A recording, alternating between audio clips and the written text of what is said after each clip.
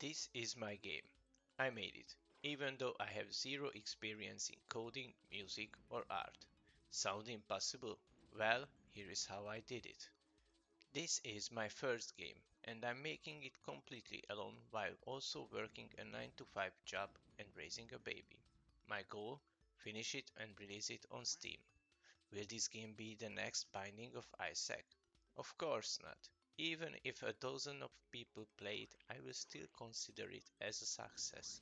My game is called Duckpool, a top-down shooter where you play as a rubber duck, shoot enemies, dodging traps, and collecting soap to unlock new ducks and uncover the story. As you can see, here is what I have done so far. A menu. Basic, but it works. A collection screen where you can unlock 150 unique ducks and even a game intro. A slot machine for unlocking the ducks, and a fully functioning first map completed with an end boss. From zero experience, this took me 6 months and around 800 hours, including all the learning along the way. Let me know in the comments what you think, or join my Discord and discuss the game with me. Also, if you like it, wishlist it on Steam, link down below. So let's continue, shall we? So game development, where did I even start? I watched a bunch of videos about how this should be done.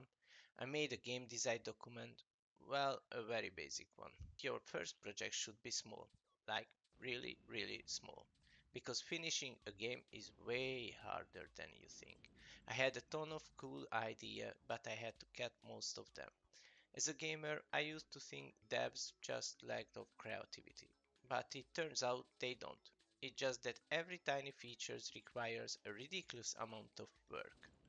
So yeah, I can't really code. I know basic concepts like loops and if statement, but that's about it. I picked Godot because it looked simple, it used a Python-like scripting language, which felt less terrifying than C++ or C Sharp, and because they said so, as I wanted to create a 2D game. So here is how I tackled coding. I had a specific task in mind, for example, moving a character. Then I Google it, watch YouTube, check GitHub, and ask ChatGPT. Speaking of AI generated code, it sucks. If you let it write an entire system for you. So don't put it like I want to create a World of Warcraft, please give me the code for it. You will be debugging for hours if you use that way and you don't get any good results. But if you use it like a library and asking for syntax help or common solution, it's actually pretty useful. ChatGPT only knows Godot 3 by default, so I first updated him as I use Godot 4. I don't just blindly copy paste stuff, I try to understand why it do. One thing that took me forever was an enemy AI. I rewrote it 3 times because I kept learning a better way to do it. Now it's based on behavior tree, state machine, and the rewarding system, where enemies get negative points for running into a wall and positive points for reaching the player. So, my background in music, I have listened to it, that's it. Never played an instrument, never used music software. So, I researched music softwares and found FL Studio. It's professional, beginner friendly, look nice, until you open it and see 10,000 buttons. So yeah, I immediately closed it and ran to YouTube. Watched an hour-long tutorial where some guy walked me through making the first song. After that, I understood the basics, then I tried to make my own music. And yeah, it was garbage. Turns out making up your own chord is a terrible idea because people already figured out which chord sounds good. So I learned some real chord progression and tried again. Still sound bad. Did more research and realized you can just slap notes together. You need equalizer, reverb, and effects. This led to another deep dive, this time with ChatGPT explaining every tiny details to what to actually do. After that, made research regarding melody building and note and chords and all in all music theory. Overall, it took me like 2 weeks from zero to actually try my first true song. And eventually I made my first full song. I showed it to a friend who teach drum and he highlighted all things went wrong, basically half of the song.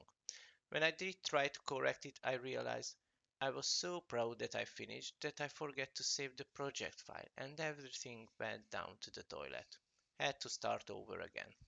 But in the end, I made a decent music for the first level and the main menu. I won't be the next Mozart, but hey, it works. So here comes the biggest fear: art. My art background. I can't even read my own handwriting. Also, I can draw a straight line. So I knew my only chance was pixel art. I downloaded Aspirite, I don't know how to spell it, and followed some tutorials. And guess what? I still suck at drawing. You can see it in my main character's final design. At first I wanted to redo it, but now it has a personality. Just look at this cuteness. Then I had an idea. Old Pokemon games use pixel art. How do they draw water? So I analyzed their pixels one by one manually and did that for every kind of art for like 5 consecutive days. And then I realized, why am I counting pixel by hand? I can just paste it into Aspirite and tada, I can manipulate it way faster. But then I had a revelation. Wait a minute, every picture is a pixel art if you zoom in. So I tried it with a random chair from the world, and it worked. So if a thing can be found in real world, just make it small enough, try to replicate it, manipulate it, so you will be unique and don't get sued. But I would make an assumption that IKEA won't sue me for making this, right? And still have to change the pixels and correct it. After that, I finally understood how pixel art works, for me at least. Another lesson: color palettes matter.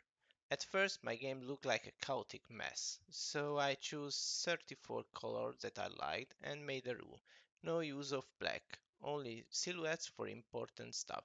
So in the end, I used 34 and a half color. I know white and black is not a color cause science, but anyway. That helped a lot and the game looked way unique and better. Now the hard part. Things that are not exist in the real world. I feel big riot in the comment section already, but AI. So Disney use it, Activision use it, and hell knows how many AAA company use it. So saying it to an indie dev not to use it, a thing that could save a bunch of time, is like saying, hey dude, code your games in assembly. Engines are for noobs. And true, Roller Coaster Tycoon was made in assembly, but come on. Anyway, most people or company will lie about that they did not use. I won't. There is a disclaimer even in the Steam page as well. Now that everyone has left the chat, AI can be a hit or a miss. Sometimes you get the semi-perfect image for the first shot, other times you generated 100 plus versions and waste 10 hours of for nothing. Also, you have to manually correct it in the end and change it for your style, or at least this is what I did. So to be transparent, I did use AI generated assets, but every single one was heavily modified. You can hate it or not, but welcome to the new world now. There is a ton of other stuff that I did not cover: writing, level design, game mechanics, marketing, etc. But I didn't struggle with those as much, so I left them out of this video. But let me know if you want a part 2 or I should make a guide or deep dive on a topic.